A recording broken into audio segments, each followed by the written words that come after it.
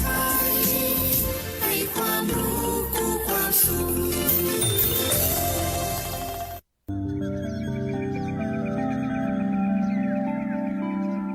สถานีวิทยุกระจายเสียงแห่งประเทศไทยจังหวัดลำปาง FM 97 เมกะเฮิรตซ์เสนอราย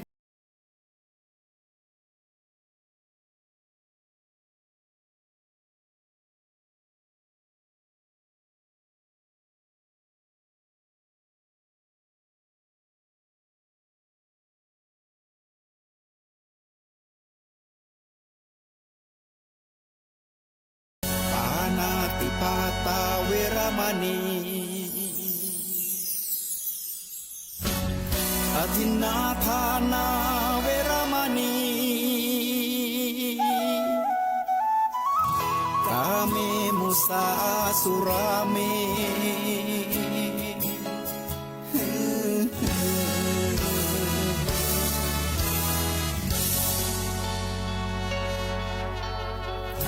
ศีลคือข้อห้ามธรรมคือข้อ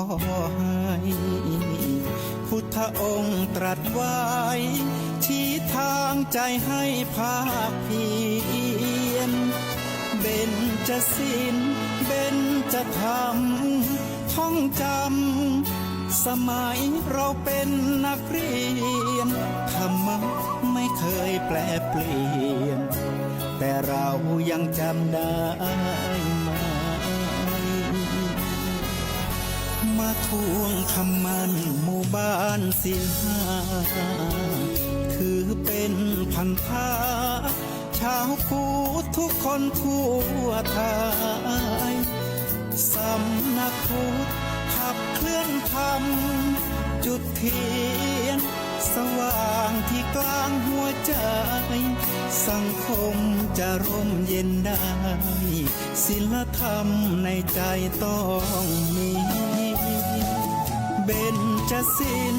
ว่ายังไงไหนลองท่องมาข้อหนึ่งห้ามฆ่าสัตว์ข้อสองห้ามลักทรัพย์ข้อสามห้ามประพฤติผิดในกามข้อสี่ห้ามพูดเท็จข้อห้าห้ามดื่มสุราแล้วเบญจะทำทั้งห้าว่าอย่างไรในบอกชัดๆอีกทีข้อหนึ่งเมตตากรุณาข้อสองสัมมาอาชีพข้อสามกามสังวรข้อสี่ต้องมีสัจจะข้อห้าสติสัมปชัญญะศีลห้าข้อทำห้าข้อทำใจทำได้สักข้อ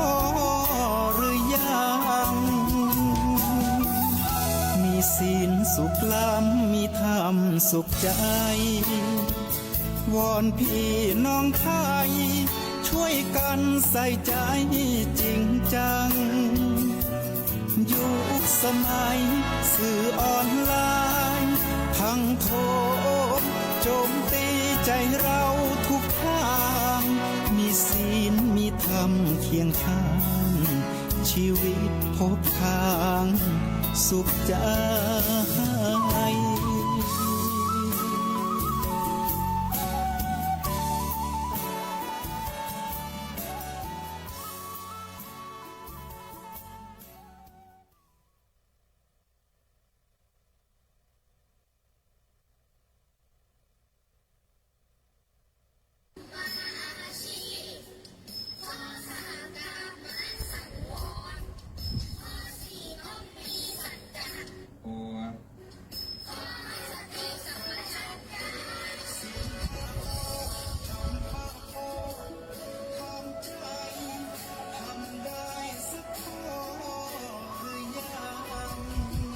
มายังพระมหาเถระพระเถรานุเถระ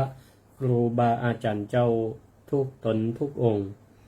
ขอเจริญพรมายังพุทธศาสนิกชนคนดีมีศีลมีธรรมทุกผู้ทุกท่านอรุณรุ่งฟ้าสางแสงทองของวันใหม่ ได้สาดส่องมาแห่งวาระโอกาสหนึ่งเป็นสัญญาณแห่งการเริ่มต้นชีวิตใหม่อากาศยามเจ้าน่าจะช่วงเวลาดีๆอย่างนี้ก็เหมาะสมที่เฮาท่านทั้งหลายจะได้เติมอาหารใจนำธรรมะอันเป็นดุจดังน้ำทิพย์อันชโลมใจให้เกิดความชุ่มชื่นเป็นประทีปส่องตางในการดำเนินชีวิตตลอดทั้งวันนี้อาตมาภาพพระครูสิริธรรมบัณฑิตอาจารย์ประจำวิทยาลัยสงฆ์นครลำปางมหาวิทยาลัยมหาจุฬาลงกรณราชวิทยาลัยเจ้าอาวาสวัดมิ่งเมืองมูลตำบลพิชัยอำเภอเมืองจังหวัดลำปางวันนี้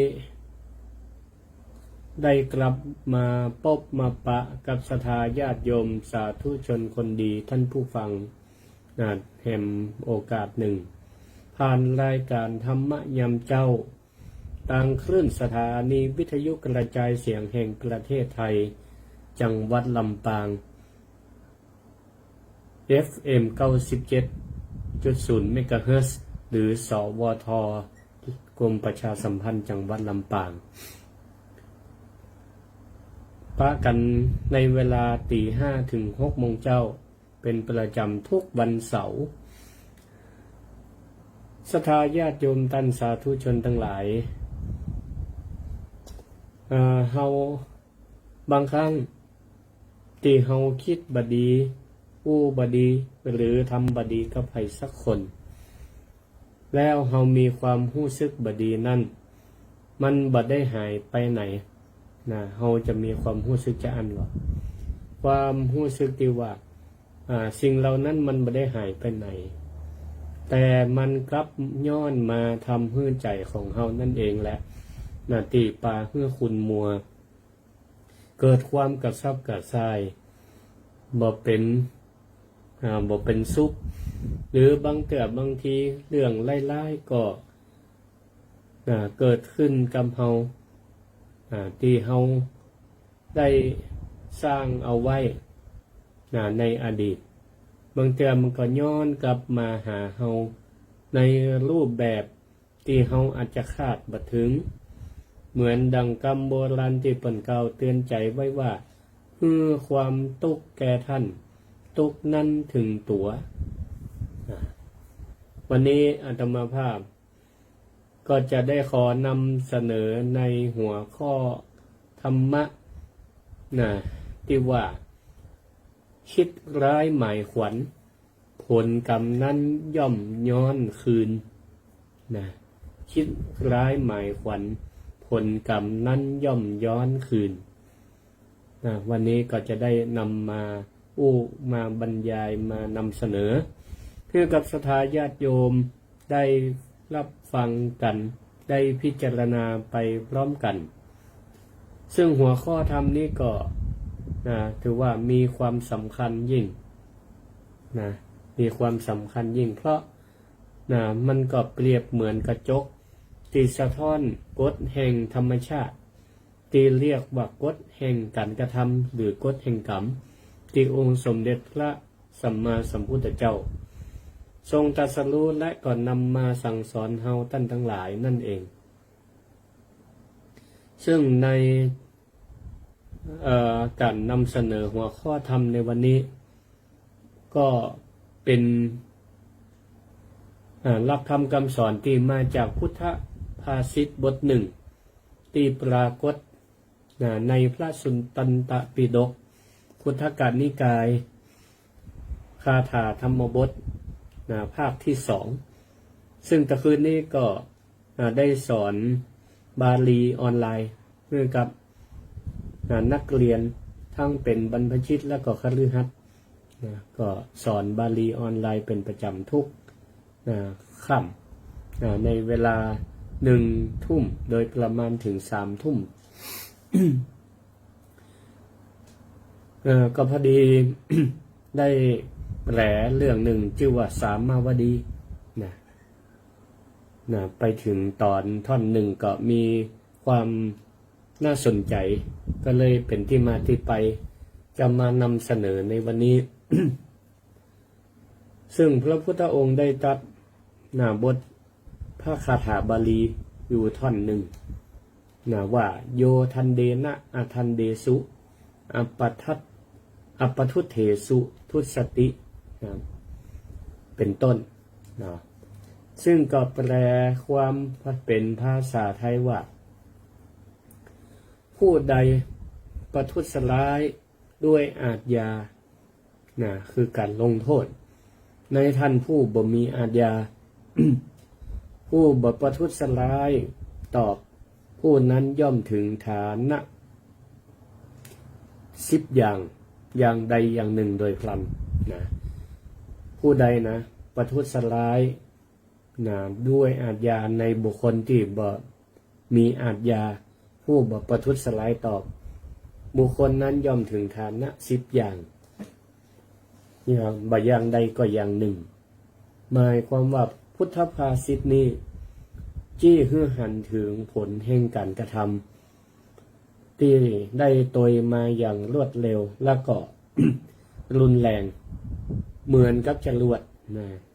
ตีปุ่งออกจากฐานแล้วก็ย่อมต้องไปถึงเป้าหมายจากนั้นเราก็จะสังเกตประเดี๋ยวนี้ก็การลบกันเนี่ยการยิงลูกการยิงจรวดยิงลูกปืนอย่างออกไปลูกปืนนั้นมันก็เล็งไปที่เป้าเล็งไปที่เป้าหมายอย่างรวดเร็วพระพุทธองค์ทรงย้ำไว้ว่าการไปที่การที่เราไปคิดร้ายทำร้ายคนที่บริสุทธิ์คนที่เปิ้นบ่มีตังสู้หรือคนที่บ่เคยคิดร้ายต่อคนนั้นเลยถือว่าเป็นกรรมนักที่จะผลักดันทำให้ได้หันผลทันตาหันคำว่าฐานะ10อย่างนั้นก็คือวิบากกรรมหรือผลลัพธ์อันเลวร้ายที่บุคคลผู้นั้นจะต้องได้รับมีอยู่10ประการใดก็ประการหนึ่งก็คือเป็นการกล่าวถึงโทษของการทำร้ายในบุคคลผู้ที่บ่มีความผิดโดยผู้กระทำได้รับการผลร้ายอย่างทันทีมีอยู่10ประการ10ประการนั้นมีอย่างพ่องง่ายๆก็คือไผที่ไปก็กรรมทำเข็นไปสร้างกรรมสร้างเวรกับคนที่เปิ้นบ่ได้คิดอย่างบ่ได้คิดไล่ตอบต่อเฮาไผไปคิดไล่กับเปิ้นก็จะมีโทษเวรภัยอยู่10อย่างบ่อย่างใดก็อย่างหนึ่งประการที่1ก็คือจะเกิดเวทนาอันหยาบเกิดเวทนาอันหยาบก็หมายถึงเกิดความเจ็บปวดตั้งร่างกายรุนแรงเกิดความเจ็บปวดตั้งร่างกายรุนแรงบางเทื่อก็ถูกอุบัติเหตุทำให้ร่างกายได้รับบาดเจ็บเป็นต้นประการที่2ก็คือเกิดความเสื่อมความเสื่อมก็ยกตัวอย่างเช่นเกิดความเสื่อมเสียชื่อเสียเสียงเสียเกียรติยศโดนเปิ้นปลดออกจากตำแหน่งออกจากยศถาบรรดาศักดิ์อย่างนี้เป็นต้นข้อที่3เกิดความแตกแห่งสรีระก็คือเกิดความพิการหรือได้รับบาดเจ็บทางร่างกายอย่างรุนแรงข้อที่4เกิดการเจ็บไข้อย่างหนักยกตัวอย่างเช่นเกิดการเจ็บไข้ได้ป่วยติร้ายแรงรักษาก็ลำบากไปหาหมอก็ตรวจ หมอตรวจวินิจฉัยบ่ปะโรคอย่างนี้เป็นต้น ข้อที่ 5 เกิดความฟุ้งซ่านแห่งจิตจิตใจก็มีความกระสับกระส่ายกระวนกระวายสับสนบ่สงบนิ่งเพราะผลกรรมนั้นได้มากวนฝันร้ายพ่องข้อที่ 6 เกิดความขัดแย้งเกิดความขัดข้องเกิดความขัดข้องแต่พระราชา คือหมายความว่าถูกตำหนิติเตียนหรือเกิดความปัญหาขัดแย้งจากผู้มีอำนาจผู้บังคับบัญชานี่ข้อที่ 7 ความกล่าวตูยังทารุณก็คือการถูกใส่ร้ายป้ายสีหรือได้รับกรรมอุติรุนแรงโดนกล่าวหาโดนว่าโดนด่าข้อที่ 8 ความเสื่อมรอบแห่งหมู่ญาติมิตรก็คือการพลัดพรากจากญาติสนิทมิตรสหายเปื่อนป้องบริวารห่างหายบ่อยู่ใกล้หรือเกิดความแตกแยกในครอบครัวข้อที่ 9ความย่อยยับแห่งโภคะก็หมายถึงทำให้ทรัพย์สินเงินทองนั้นถูกทำลายสูญหายไปส่วนข้อที่ 10 ประการสุดท้ายไฟป่าย่อมไหม้เรือนของผู้นั้นก็หมายถึงว่าบ้านจ่องห้องหอที่อยู่อาศัยก็อาจจะถูกไฟไหม้นอกจากนี้คนมีปัญญาสามหมายถึงคนที่มีจิตคิดมุ่งร้ายมุ่งร้ายต่อคนที่เปิ้นบ่ได้คิดมุ่งร้ายตอบนั้นเมื่อตายไปก็ย่อมไปสู่นรกได้นี่อันนี้โทษของบุคคลผู้ที่มีจิตคิดร้ายต่อคนอื่นก่อกรรมทำเข็นต่อคนอื่นที่เปิ้นบ่ได้คิดอย่างกับเฮาเปิ้นมีใจบริสุทธิ์มีใจเมตตาแต่เฮาไปคิดร้ายเปิ้นก็ย่อมจะเกิดโทษ10ประการนี้ถ้าจะเปรียบไปแล้วก็เปรียบเหมือนกันที่เฮากำก้อนทานที่มีไฟลุกแดงๆไว้ในมือหวังจะเอาขว้างไล่คนอื่นแต่ก่อนที่ทานไฟนั้นจะพ้นจากมือเฮาก็ไปโดนก่อนจะพ้นจากมือเฮาไปโดนเขาความร้อนนั้นก็ได้แผดเผามือของตัวเฮาก่อนทำให้เกิดความร้อนแผลผุพองเกิดความเจ็บปวดเกิดเวทนาเกิดความเจ็บปวดก่อนฉันใดการที่เฮาไปคิดร้ายต่อผู้อื่นก็ฉะนั้นมันจะเผาจิตใจของบุคคลผู้คิด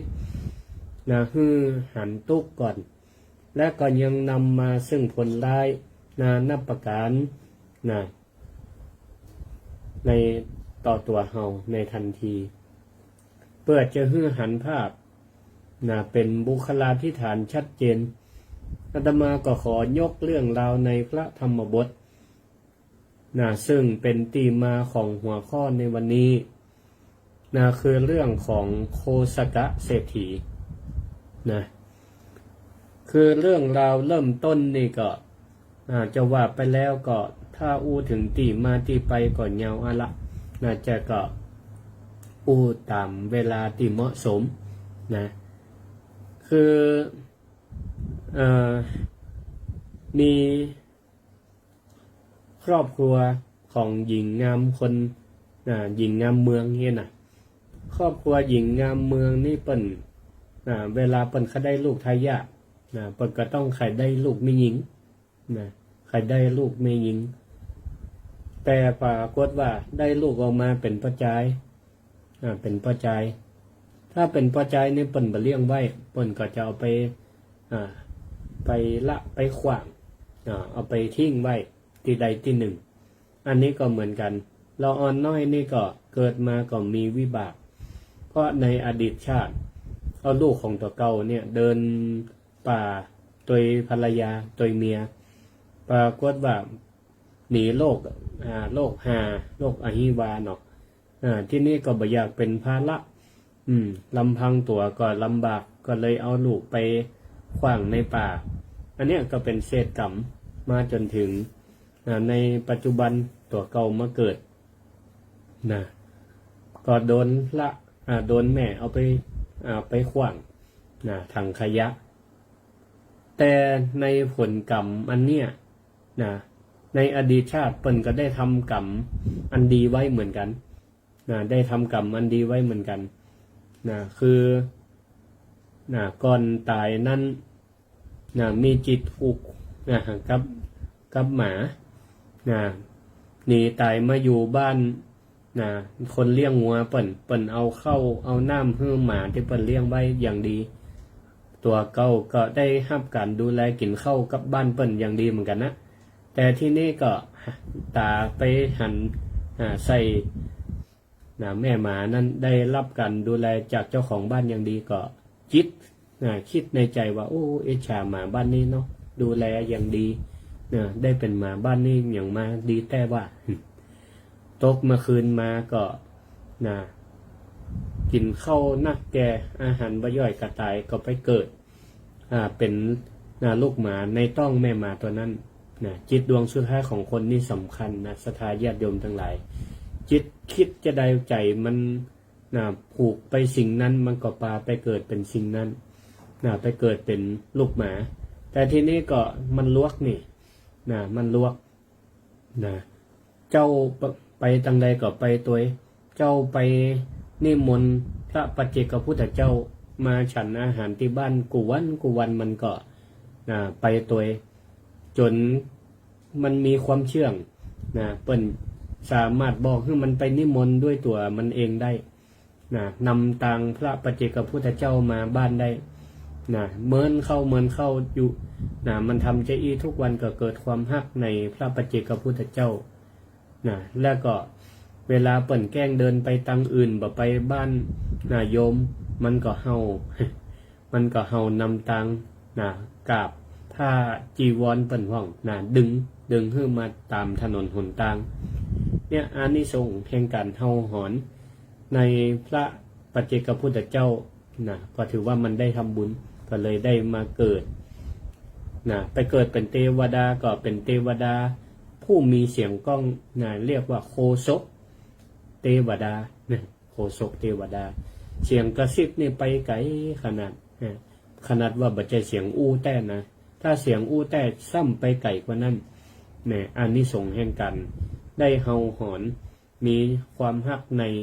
พระปัจเจกพุทธเจ้าหมาเนี่ยมีความซื่อสัตย์นี่ก็เลยได้มาเกิดในชาตินี้แต่ว่าผลวิบากกรรมอันหนึ่งที่ว่าได้เอาลูกไปปล่อยในป่าก็เลยเกิดมาครั้งแรกก็โดนแม่เอาไปปล่อย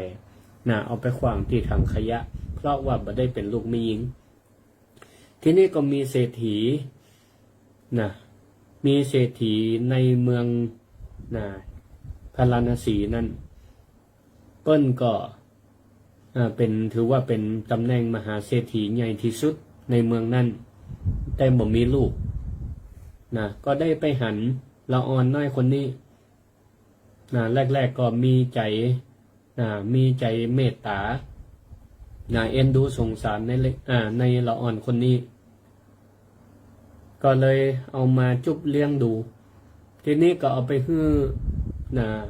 ปุโรหิตหรือเป็นหมอดูประจำเมืองทำนายตายตักลักษณะของละอ่อนน้อยคนนี้หมอเปิ้นก็ตายว่า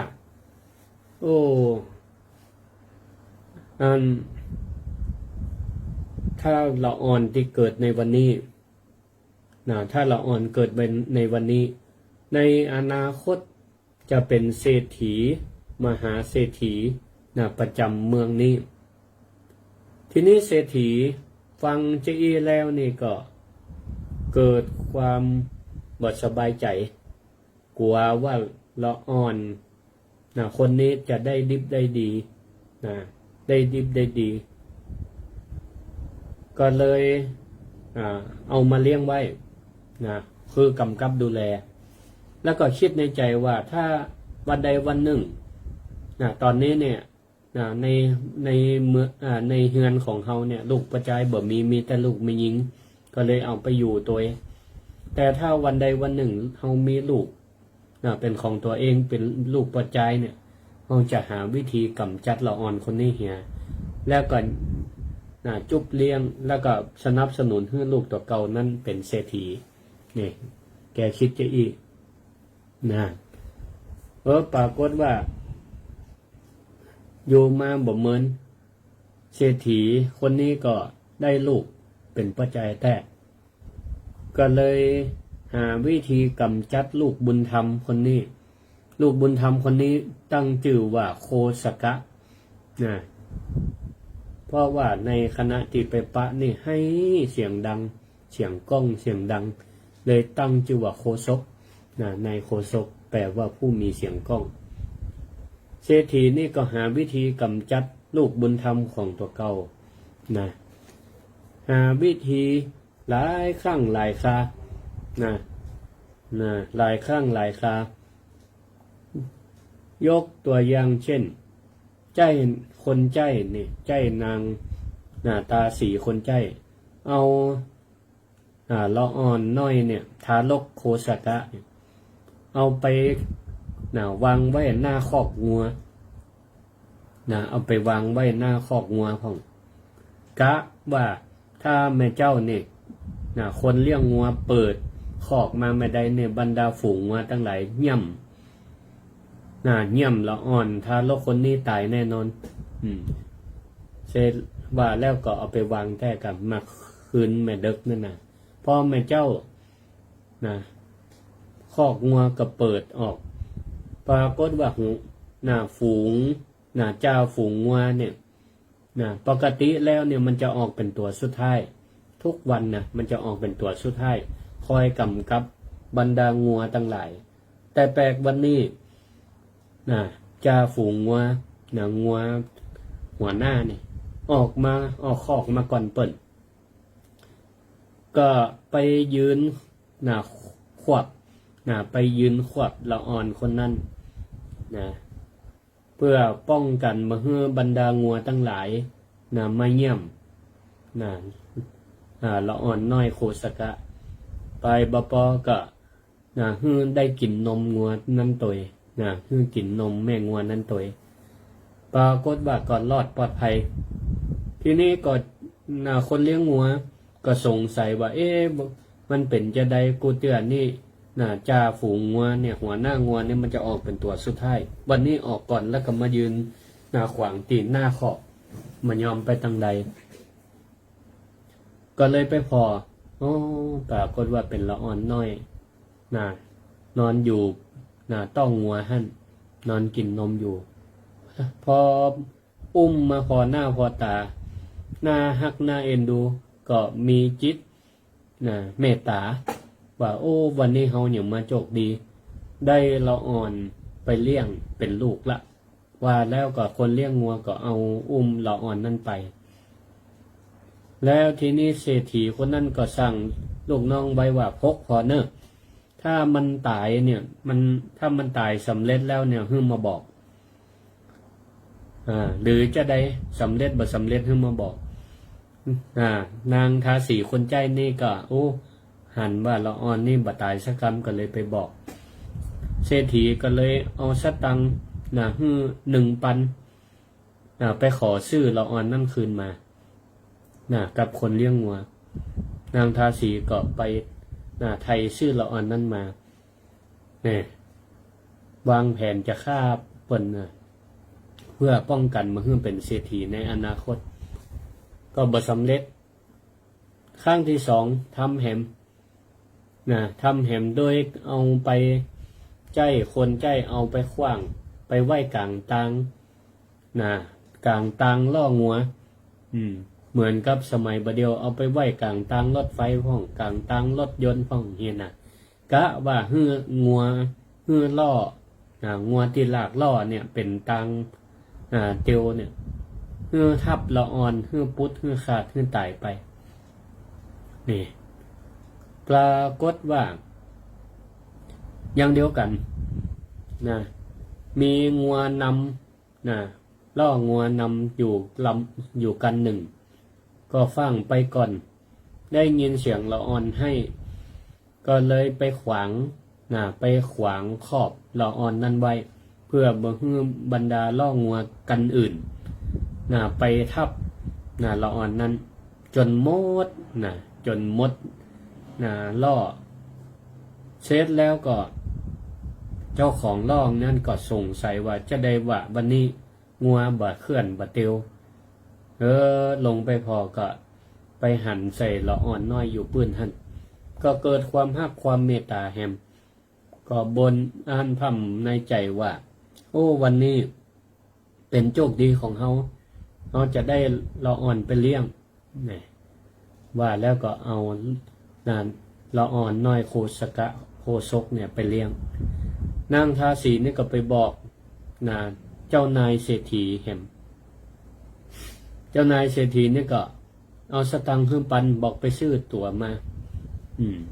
ก็เนี่ยเหมือนเดิมเนี่ยเหมือนเดิมเสร็จแล้วก็วางแผนแฮมฆ่าละอ่อนในแฮมก็เลยใจนางทาสีเนี่ยเอาไปไว้ในป่าจ้ากะว่าบรรดาหมาจิ้งจอกตั้งหลายสัตว์ไล่ตั้งหลายได้ครบได้กินมันมันตายไว้เหี่ยนางตาสีก็ไปวางในป่าจ้าก็ปรากฏว่าสัปเหร่อไปปะใส่บรรดาหมาตั้งหลายก็บ่เข้าใกล้แวดเป็นวงให้บ่กินบ่ครบแล้วก็ป้องกันบรรดาสัตว์ต่างๆเมื่อเข้าใกล้ละอ่อนนั้นละอ่อนนั้นก็ให้ที่นี่ก็สัปเหร่อไปปะใส่ก็เกิดความดีอกดีใจว่าโอ้วันนี้อย่างมาโชคดีจะได้ลูกได้หลานได้ละอ่อนไปเลี้ยงนางทาสีนี่ก็ไปบอกเจ้านายแหมมหาเศรษฐีนี่ก็เอาสตังค์แหมปันไปซื้อตัวละอ่อนนั่นมาเนี่ยทำทุกวิถีทางสถานญาติโยมทั้งหลายเรื่องนี้ก็ยาวพอสมควรจนแหมครั้งหนึ่งก็บอกให้นางตาสีเนี่ยเอาละอ่อนนี่ไปขว้างบนหน้าผาหน้าผาเป็นตีขว้างเปิ้นว่ามันเป็นหน้าผาโจรเวลาโจรโดนเปิ้นจับได้ยับได้เอาเปิ้นจะเอาโจรนี่ไปขว้างตีหน้าผานี่ก็เลยเอาละอ่อนน้อยโคสกานี่ไปขว้างบนหน้าผาปรากฏว่ากระบุญเห็นมั้ยบุญเตเจ้าบุญเปิ้นดีเพราะได้ปฏิบัติในชาติที่เป็นหมาดูแลเพราะปัจเจกพุทธเจ้าบุญดีก็เลาะ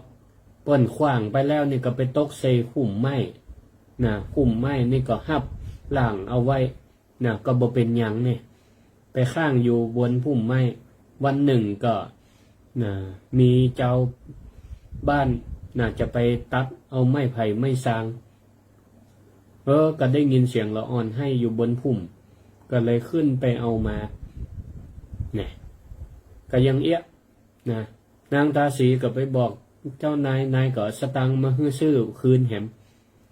ทำอย่างอี้อยู่ตลอดเวลาจนละอ่อนใหญ่เป็น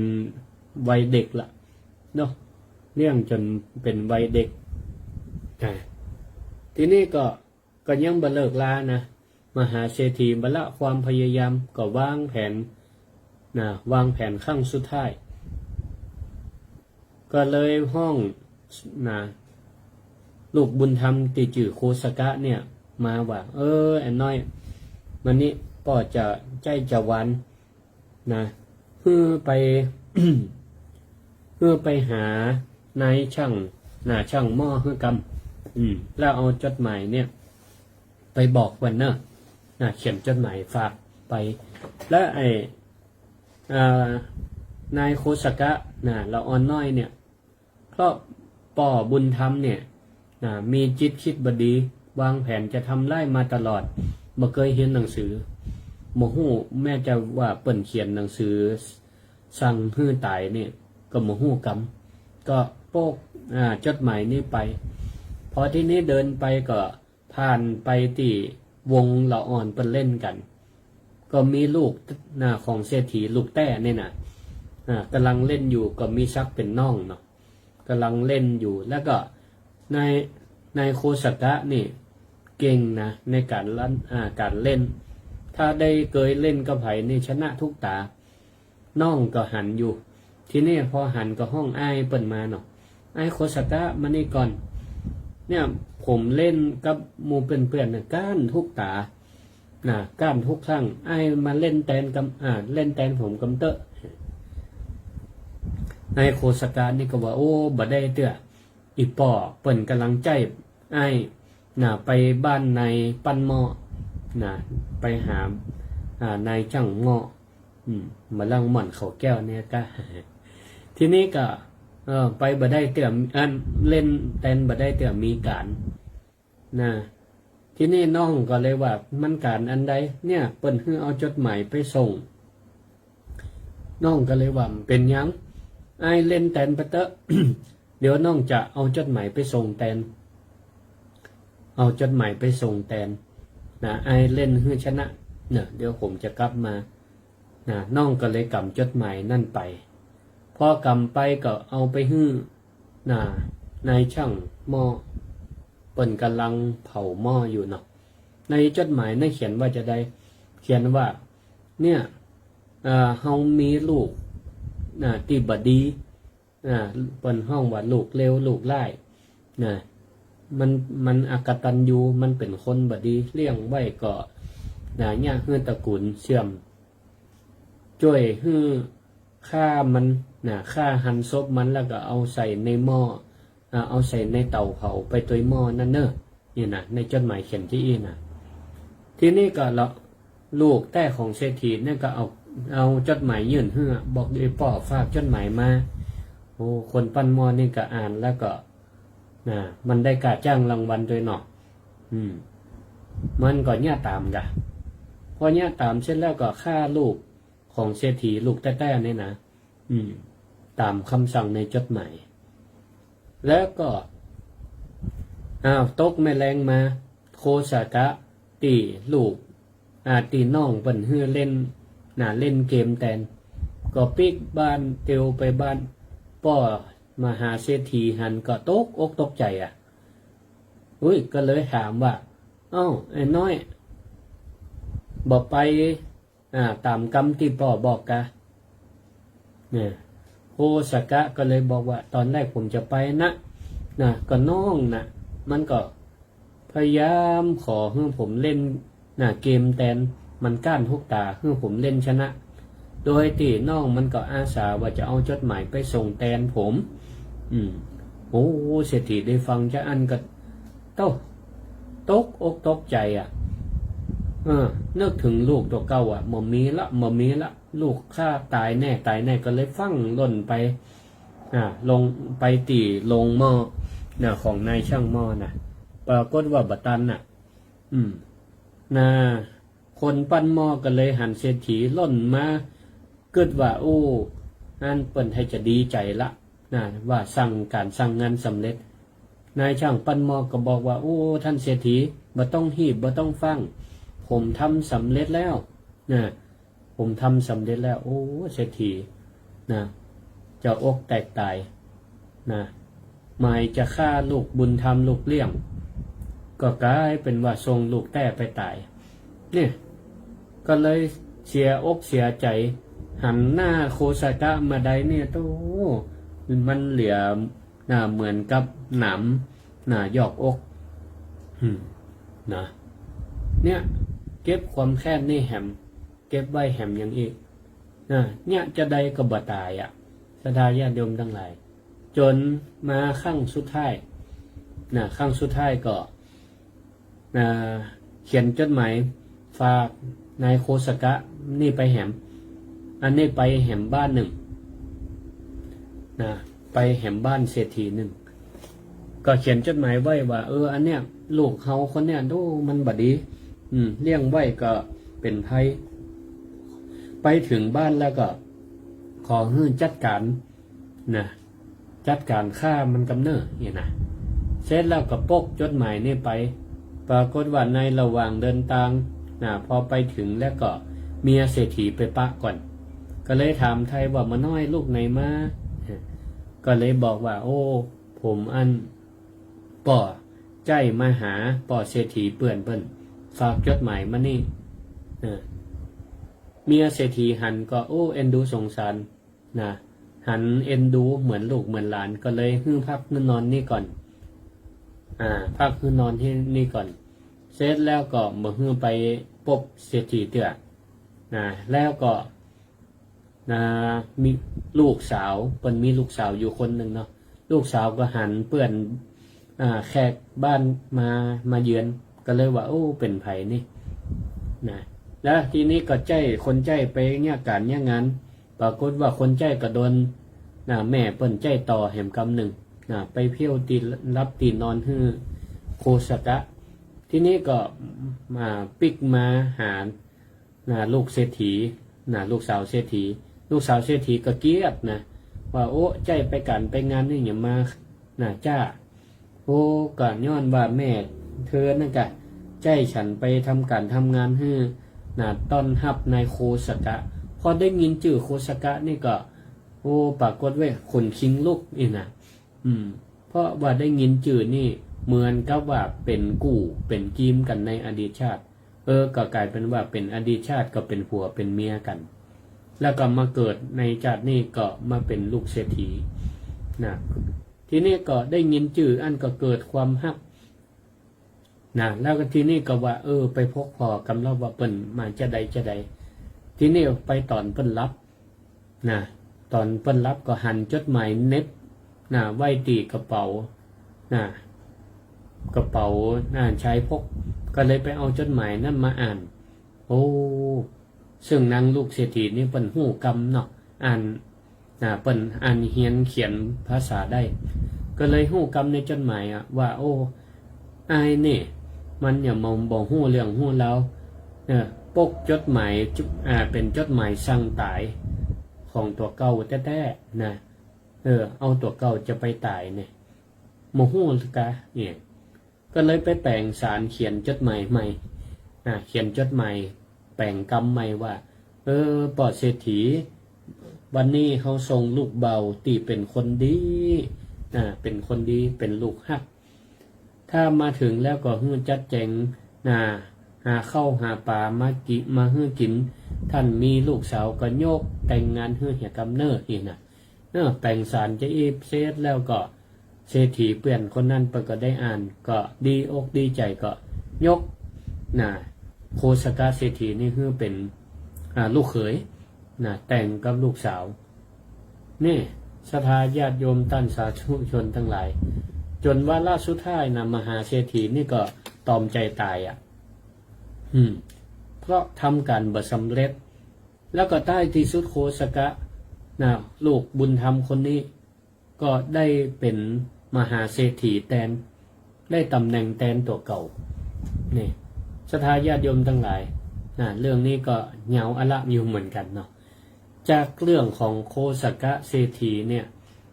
เฮาก็สามารถถอดบทเรียนเป็นหลักธรรมได้ว่าสิ่งที่เฮาหันคือการทำงานของกฎแห่งกรรมเนาะที่ได้ว่ามาทั้งหมดนี่กฎแห่งกรรมก็คือผลแห่งการกระทำอย่างตรงไปตรงมาที่พระพุทธเจ้าได้ตรัสไว้ว่าเจตนาหังภิกขเวกัมมังวะทามิแปลว่าภิกษุทั้งหลายเฮากล่าวเจตนานั้นว่าเป็นกรรมจิตที่คิดไล่ของมหาเศรษฐีเนี่ยคือเจตนาเจตนาคือการตีกลัวว่าละอ่อนคนนี้จะได้ตำแหน่งมหาเศรษฐีแทนที่จะเป็นลูกแท้ๆของตัวเก่าเพราะจิตมีอกุศลอย่างอี้แหละก็เลยสิ่งที่ทำคำที่พูดใจที่คิดบดีหมดเลยเกิดกิเลสโลภะ อยากจะรวบรวมสมบัติไว้ให้ลูกของตัวเก่าแต่เพียงผู้เดียว โทสะก็คือความโกรธจังพยาบาทในตัวโคสกะเศรษฐีลูกบุญธรรม โมหะความหลงบ่เข้าใจ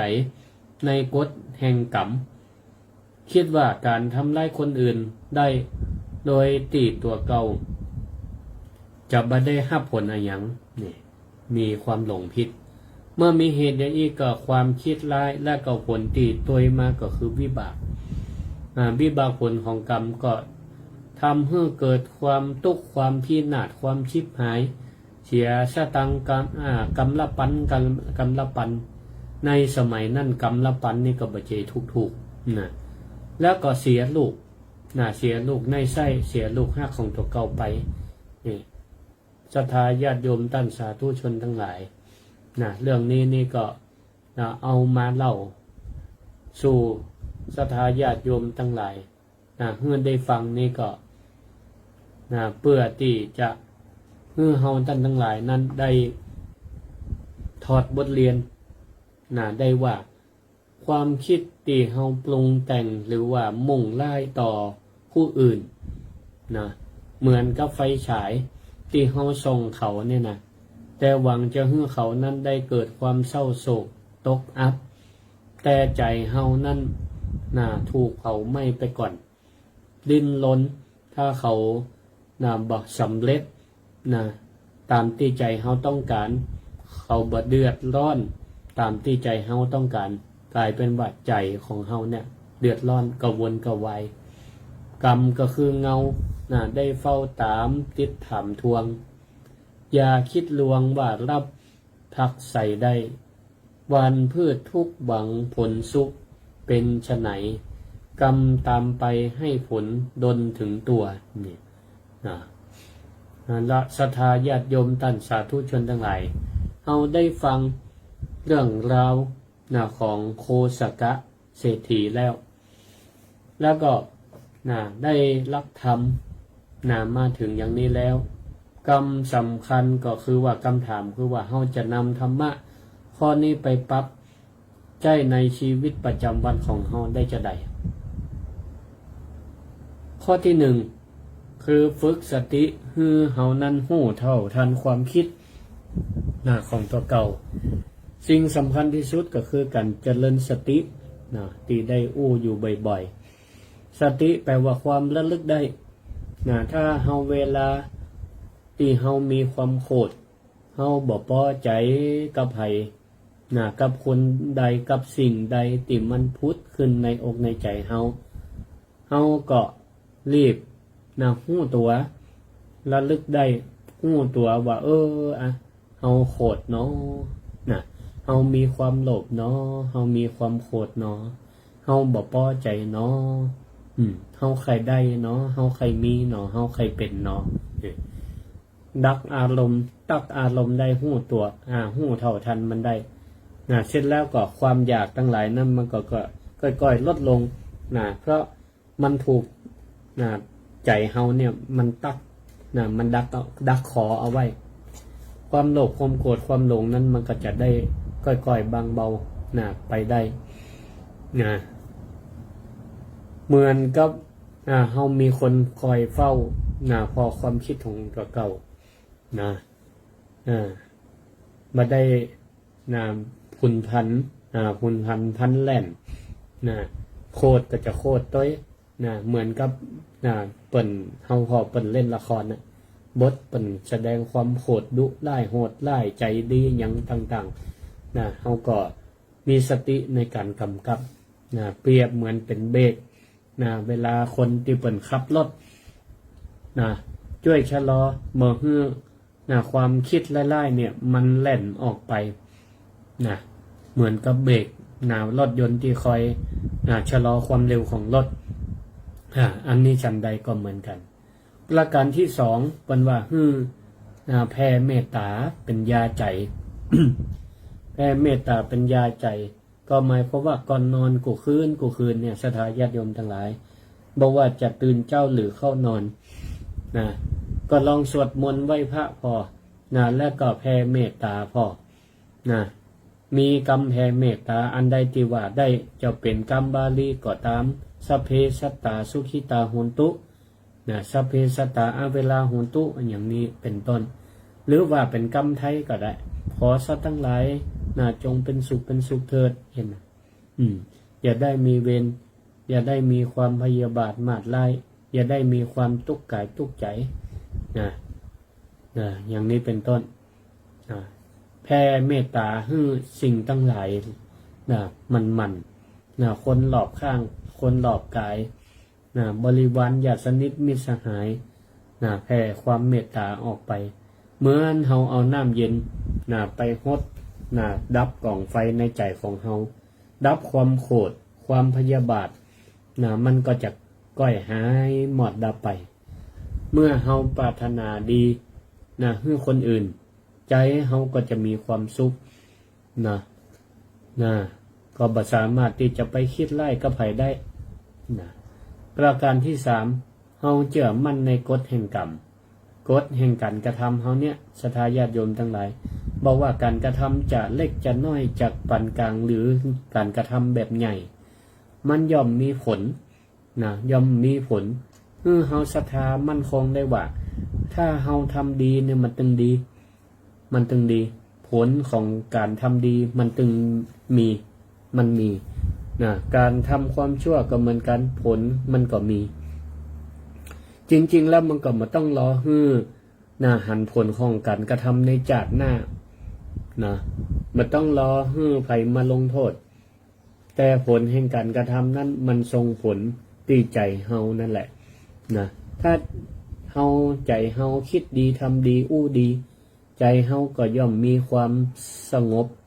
มีความสุขมีความปรารถนาดีมีความเมตตาแต่ถ้าใจเฮาเนี่ยสิ่งที่ทำกรรมที่อู้ใจที่กึดออกมาด้วยความบดีมีความปองไล่อิจฉาริษยาคนอื่นหรือทำบดีกับคนอื่นผลนั่นก็คืนต่อใจเฮาก็จะมีแต่ความทุกข์ใจที่มันมีความทุกข์เนี่ยมันคือผลแห่งการที่เฮาได้ทำเอาไว้บอกว่าจะในลักษณะแบบไหนทำดีใจก็เป็นสุขทำบดีทำชั่วใจก็เป็นทุกข์เมื่อเฮามีความเชื่อมั่นในเรื่องของกฎแห่งกรรมอย่างอีแล้วเนี่ยเฮาก็จะมีความเก่งกลัวมีความละอายมีความเก่งกลัวต่อบาป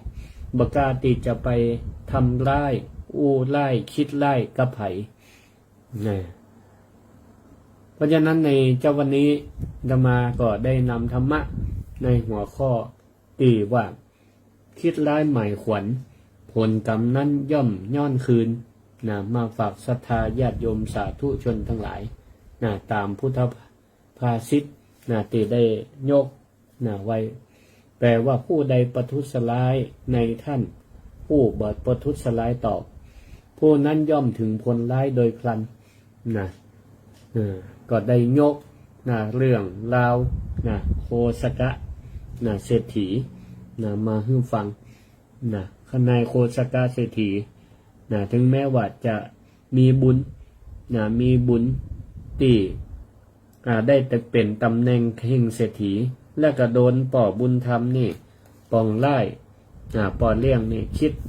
ขาดมาดไล่วางแผนจะฆ่าหลายคราวหลายข้างหลายคราวก็บ่ตายอันนี้ก็เพราะผลแห่งการทำดีของเปิ้นในอดีตชาติ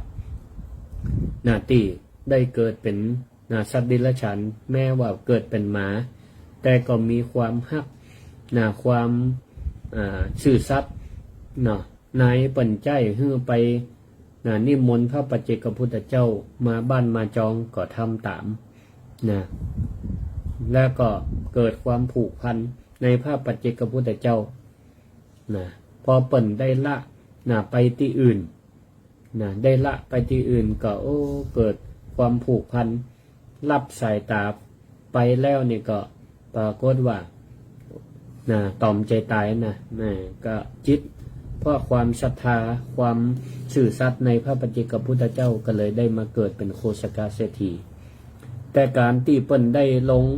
ได้โดนเอาไปขว้างก็เป็นเพราะเศษกรรมของเปิ้นเหมือนกัน ตีในคณะมีลูกเป็นของตัวเองก็เอาไปละไปขวางไว้ในป่าเนี่ยเศษกรรมก็เลยโดนแม่เอาขวางเอาขวางอันนี้แหละศรัทธาญาติโยมทั้งหลายก็เป็นบุคลาธิฐานเป็นธรรมาธิฐานให้เฮานั้นได้ฟังแล้วก็คิดพิจารณาคิดพิจารณาเอาไว้ทุกความคิดทุกกำอู้ทุกการกระทำก็เปรียบเหมือนกันทรงเสียงในบนป่าบนเขาที่เขาไปเอื้นถ้าอู้กำดีเสียงนั่นมันก็ตอบมาก้องกลับมาอู้กำด่าเสียงนั่นมันก็ก้องกลับมาหาตัวเฮาอย่างนั้นเพราะฉะนั้นก็ขอให้เฮานั้นเลือกในการที่ทำดีพูดดีคิดดีแล้วเขาก็จะได้สิ่งที่ดีตอบอย่างนี้เอาละท้ายที่สุดของรายการก็ขออนุโมทนากับทางหัวหน้าสถานีสวท.ลำปางเจ้าหน้าที่ทุกท่านที่ได้อำนวยความสะดวกเมื่ออัตมาภาพพระครูสิริธรรมบัณฑิตได้นำรายการมาสู่ศรัทธาญาติโยมทางFacebook ที่จริงก็ออกตาม Facebook ไล่ส่วนตัวนี้แล้วก็ทางสถานีเปิ้นก็ลิงก์ไปสู่สถานีแห่งกรรมหนึ่งเพราะฉะนั้นเปิ้นก็ต้องอาศัยการกำกับติดตามจนสำเร็จก็บางเทื่อก็อาจจะมีอุปสรรคในเรื่องของสัญญาณอินเทอร์เน็ตก็ขอสุมาอภัยวันนี้ได้ฟังสัญญาณดีบดีก็โทรเข้ามาแนะนำใต้รายการนี้ได้รายการธรรมะยามเจ้าโดยพระครูสิริธรรมบัณฑิตเจ้าวาดวัดมิ่งเมืองมูลตำบลพิชัยอำเภอเมืองจังหวัดลำปาง064-949-5999ช่วงนี้ก็ใกล้จะออกพรรษาละออกพรรษาวันที่7 ตุลาตังวัดมิ่งเมืองมูลก็จะมีงานบุญพิธีเหมือนกับที่อื่นๆก็มีงานบุญตอดกฐินตอดกฐินสามัคคีเป็นกฐินกระบุงกระบุงบุญก็ขอเชิญชวนศรัทธาญาติโยมสาธุชนทั้งหลายมาร่วมบุญด้วยกันก็มีหลายตีหลายตั้งหลายวัดหลายว่าไผสะดวกเชิญมาร่วมกันได้วัดมิ่งเมืองมูลตำบลพิชัยอำเภอเมืองจังหวัดลำปางในวันที่19 เดือนตุลาคมพศ 2568เวลา9 โมงครึ่งเชิญมาร่วมตอดกฐินสามัคคีด้วยกันซึ่งก็ประธานนำบุญโดยคุณสุวพรรัตนไกรสอนพร้อมทั้งศรัทธาเจ้าภาพกระบุงเปิ้นจะกำกระบุงบุญนี่คนละแก่นมาแห่ด้วยกันศรัทธาก็มาชมกันได้วันนี้ก็ได้จากกันมาก็เกือบจะ1 ชั่วโมงเดี๋ยวก็คงจะได้ลำลาศรัทธาไป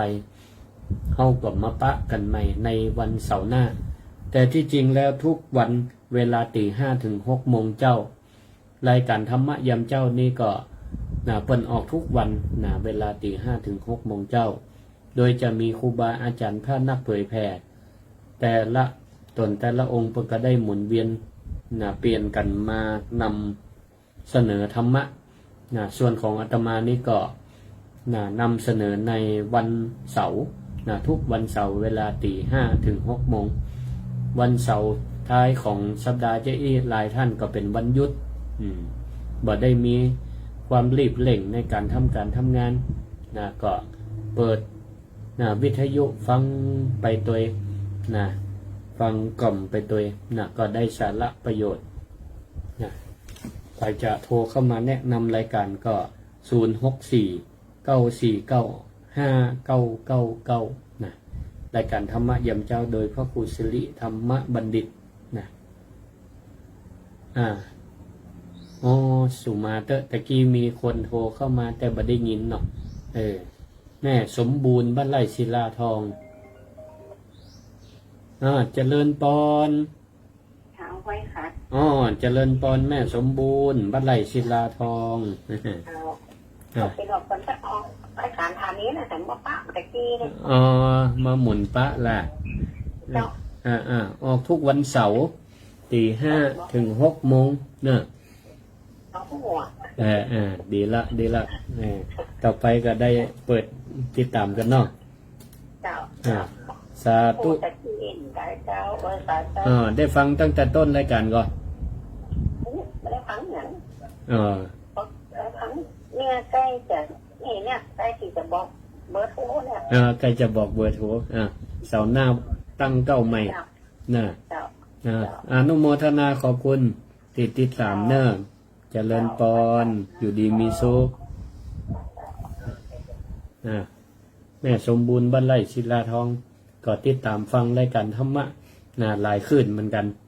อัตมานี่ก็ออกขึ้นของสถานีวิทยุวิไลสงฆ์นครลำปางตัวเนาะแต่คนละเวลากัน ถ้าจะฟังขึ้นสวทลำปางก็ติดตามรับฟังกันได้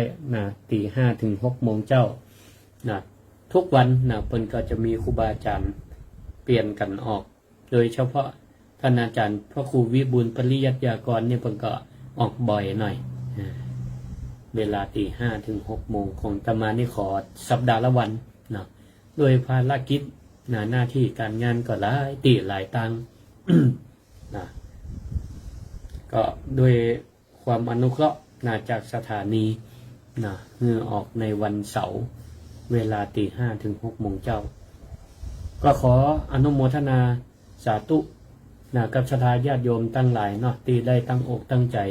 ฟังรายการธรรมะยามเจ้าจากสวทลำปางโดยอาตมาภาพพระครูสิริธรรมบัณฑิตมาจนถึงบัดนี้ก็ขออำนวยอวยพรให้ศรัทธาท่านผู้ฟังทั้งหลายจงมีสติมีความสติหู้ตัวในการประกอบการงานอาชีพ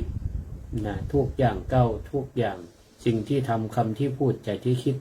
ก็ประกอบด้วยสติเฮาก็จะบ่มีความประมาทเมื่อมีสติในการทำดีคิดดีพูดดีสิ่งดีๆก็จะกลับเข้ามาสู่เฮาขอให้ทุกท่านจงเป็นผู้มีความสุขความเจริญสุขภาพแข็งแรงมีความเจริญก้าวหน้าสมปรารถนาทุกท่านทุกคนเติน